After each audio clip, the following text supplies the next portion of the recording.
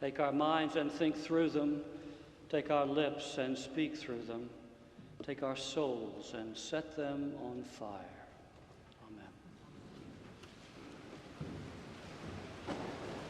In a collection of short stories called Radiance, writer John Clayton portrays the lives of a series of middle-aged people living in contemporary Boston.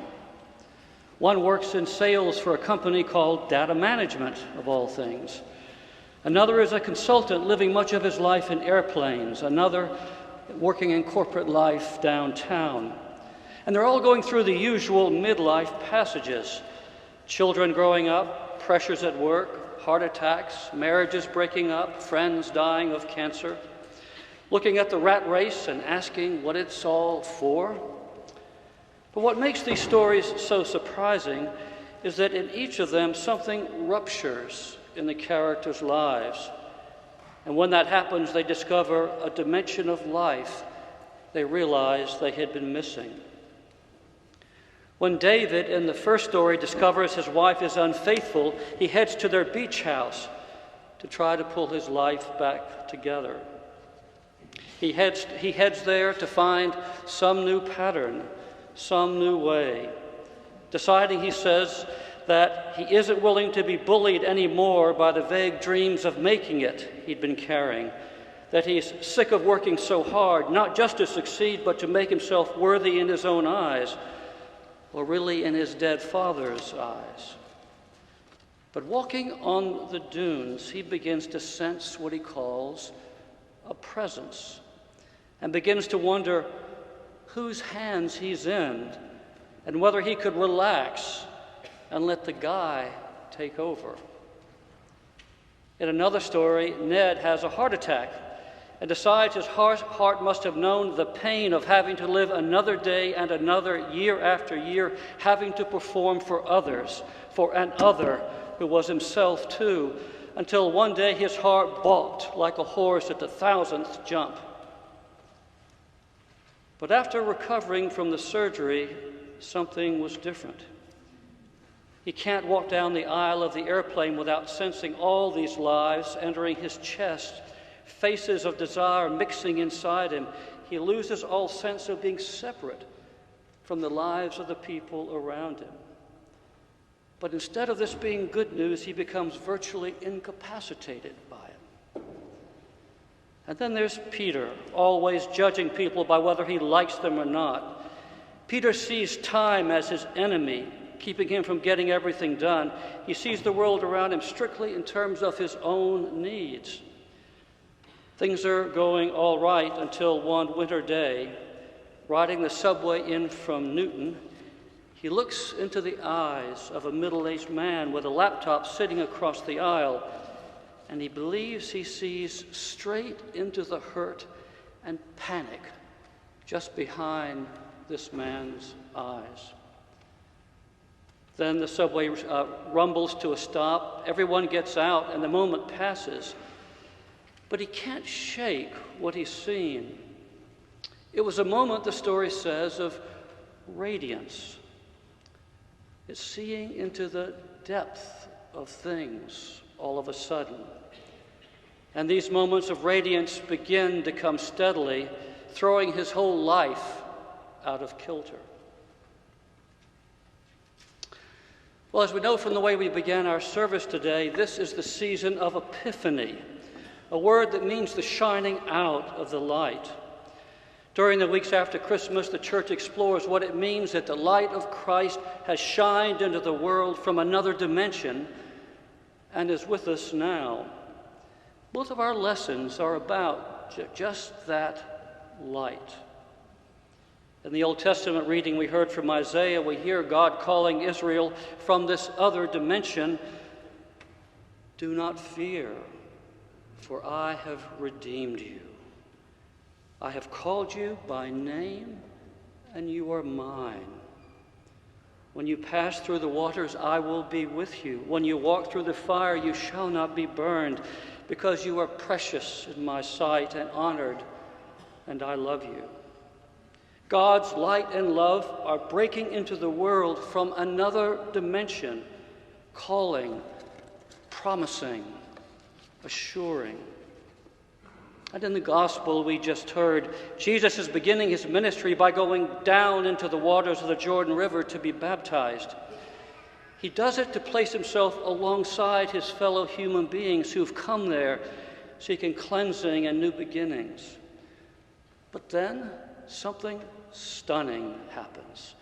Suddenly the heavens open, the gospel says, and a voice speaks from heaven saying, "This is my Son, the beloved, with whom I am well pleased."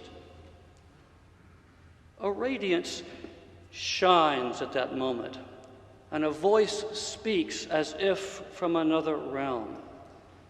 There's a dimension in our lives beyond the ordinary, it seems, but we meet it in this dimension, in our lives. And always this radiant light speaks of two realities, of belovedness and belonging.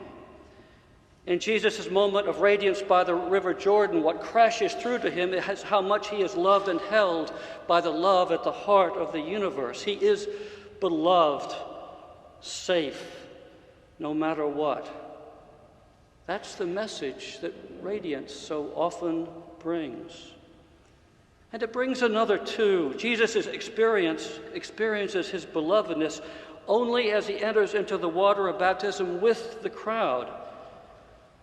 To know the radiance is not only to glimpse another dimension, it's to know how deeply we human beings belong to each other, how profoundly interconnected all our lives are. Jesus begins his ministry immersed in the radiance of God, and it always brings with it a call to trust what we have seen and heard, and then to follow, to see, to love, to serve. We humans are always living in two dimensions of reality. We are what someone called border walkers, living on the boundary between the physical and the spiritual. We are borderland creatures who keep finding that something in us yearns for more than the merely physical or the practical or the everyday going and getting, and that sometimes faintly, sometimes in penetrating ways, we become aware that a light from another realm somehow is shining in us or before us or around us. The danger is that we will miss it when it happens. We are like flies crawling across the ceiling of the Sistine Chapel, William Irwin Thompson says. We cannot see what angels and gods live beneath the threshold of our perceptions. We do not actually live in reality. We live in our paradigms of reality, what we are habituated to think is reality. Our illusions we share with the culture around us. What we call reality is only a small piece, but there is a true reality at the heart of our life we need to know and claim. Another way to say it comes from a medieval spiritual teaching called the Theologica Germanica, which suggests that we all have two eyes. One represents the capacity to see the eternal. The other gazes into time and the created world. And the essence of living is learned to see with both eyes. Most people obviously seem to see only through this eye of the world. That seems to be everything, and that's the story we hear. Some see primarily with the spiritual eye. The real challenge is to see with both. Of course, to see with the eye of the eternal doesn't mean to see God. God is not a thing to be seen, but a life and love that sustains the entire universe. But it is to see that everything is interconnected and radiant with God's life. It means to catch some glimpse of what the people in John Clayton's stories see, a strange holiness in people and things that we usually miss. a sense that people are charged with a glory not their own, and that everything is somehow connected to everything else. If the doors of perception were cleansed, poet William Blake wrote, everything would appear to us as it is, infinite. We need to cleanse the doors of our perception and learn more and more to see. The announcement of the Epiphany season is that a light from eternity has shined on us in Jesus Christ, and that Christ's radiance shines in everything if only we learn to see. But of course, you will probably say, but I've never experienced this radiance. If you mean by that that you've never literally seen a dove drop from the sky or heard a mysterious voice speak to you and call you, then you should know that you're in good company. We can't recreate those original experiences that gave us these lessons today. Isaiah and Luke in his gospel are using the best language they can to describe this radiance that was coming into the world, first through that great prophet offering those immortal words of assurance and invitation, and then in that dramatic moment that's described with a dove coming down and voices coming as well, surely told time and again until it became so vivid that it could be carried on and be brought to us. My guess that we've all, though, experienced the radiance shining through ordinary people and things, whether it was riding on the T or sitting in a hospital room waiting or an airport lounge. We've glimpsed a sense of the beyond in our midst, as Dietrich Bonhoeffer called it. Among our friends or on our own, we sense that something is pulling us deeper toward God.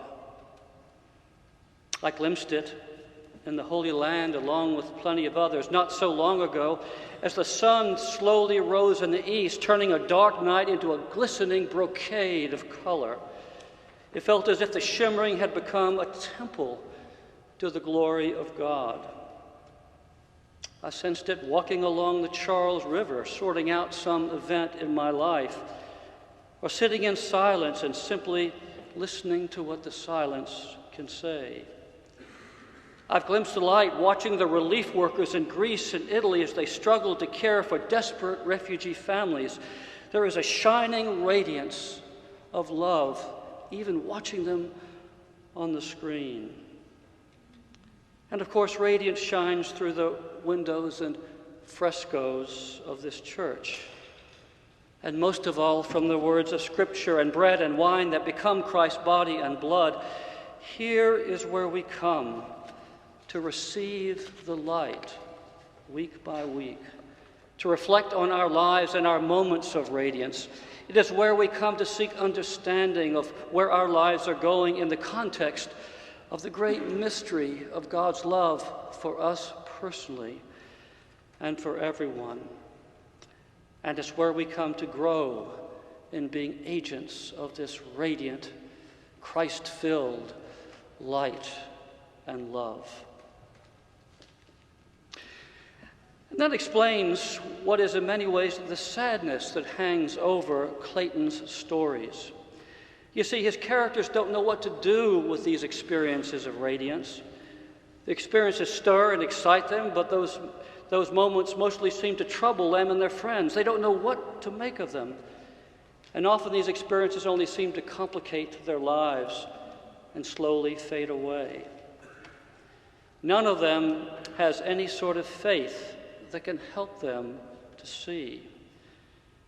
Without spiritual practices to help them to see, and a regular life of worship to remind them who they are as spiritual creatures on a journey of faith, they forget that other dimension and lose their sense of the light that's all around them. Without learning what it means to forgive, to welcome the stranger, to serve the poor, the radiance will fade. And so it is that many times the radiance comes, maybe even to stir us, to open our eyes more. But times too, it begins to recede as we become distracted and make our ways back to the old ways. The real significance of the radiance Christ experiences at the Jordan River is not simply that it happened once for him, and we read wonderful stories about how amazing that was, but the whole point is that it can happen again and again. Moments of radiance are available for us if we can learn to see and pay attention, open our eyes. You see, Jesus came not to be the one exception to our human constraints, the one who can do amazing, dazzling things. He came to show us what is available to all of us.